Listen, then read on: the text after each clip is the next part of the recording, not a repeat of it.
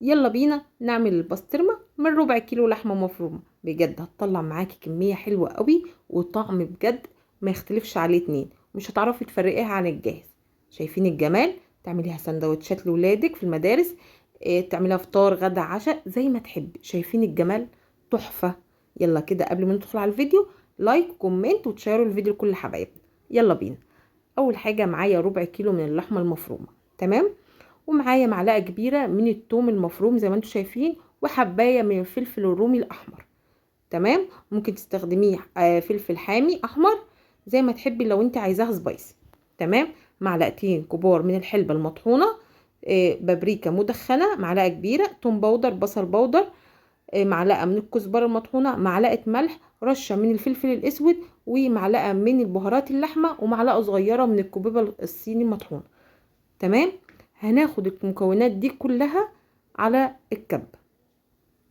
مش عندك كبة، تمام، هتدق الفلفل في الهون، وتاخدي كل الكلام ده تعجنيه كويس جدا جدا لغايه ما يتسمغ معاكي بالشكل ده، تمام. خدت كل الكميه بالشكل اللي انتوا شايفينه ده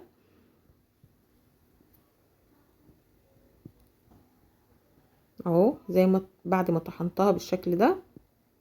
اهم حاجه تخليها تتسمغ بالشكل ده، ما يبقاش فيه، ما تبقاش مفروله، ما تبقاش تتقطع معاكي، لازم تبقى متسمغه كويس، تمام. وهجيب عندي زي ما انتم شايفين كده اكياس تلاجة، اللي هي الأكياس العاديه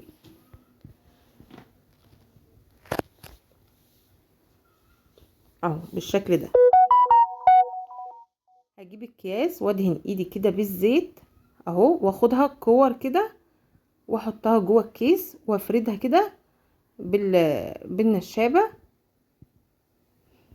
اهو. هفردها وهتبقى رقيقه زي ما بتحبي سمكها، تمام.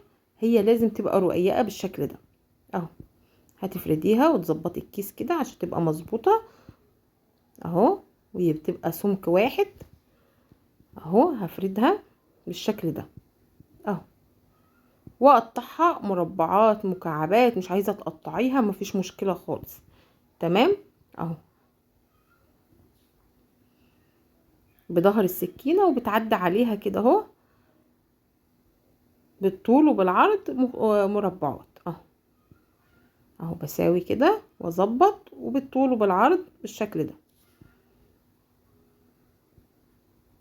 الكميه عملت معانا 3 اكياس ونص من اكياس التلاجة بالشكل ده. تخيلي بقى لو الكميه دي بقى بتجيبيها جاهزه بجد هتبقى بمبلغ وقدره اهو. هاخد الكميه كده وهدخلها بقى الفريزر من 3 ساعات ل6 ساعات، وبعد كده هتبقى جاهزه معاكي ايه للاكل، تمام اهو. دخلتها التلاجة زي ما انتم شايفين كده. انا سبتها لتاني يوم بصراحه، عشان ايه عملت بيها الفطار تاني يوم. جبت طاسه كده تحطي فيها معلقه سمنه او معلقه زبده زي ما تحبي يعني اهو. واول ما السمنه كده تسخن معانا او الزبده، تمام، ادي اهي متقطعه طالعه معايا مربعات. حابه تقطعيها زي ما انا قطعت كده او مربعات زي ما تحبي. انا قطعتها بالشكل اللي انتوا شايفينه ده، اشكال شكل عشوائي، تمام. على طول مش بتاخد وقت، هي مجرد دقيقه واحده بتاخد صدمه كده من الناحيه التانية وبتبقى استوت تمام، تمام. وبعد كده بنزل بالبيض، اي كميه طبعا عايزه تضيفيها اهو بالشكل ده. وبعد كده رشه بسيطه من الفلفل الاسود ورشه بسيطه من الملح. ناخد بالنا من قصه الملح عشان احنا ضايفين ملح طبعا في البسطرمه، تمام.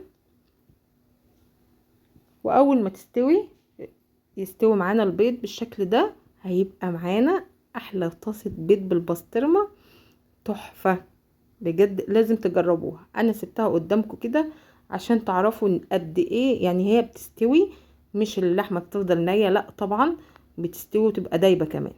انا هنا عملت طاستين مش طاسه واحده زي ما انتم شايفين كده اهو. بجد طعمها تحفه، جربوها. وما تنسيش بقى في لايك وكومنت وتشاركوا الفيديو كل حبايبنا، وكمان ما تنسونيش في دعوه حلوه. باي باي.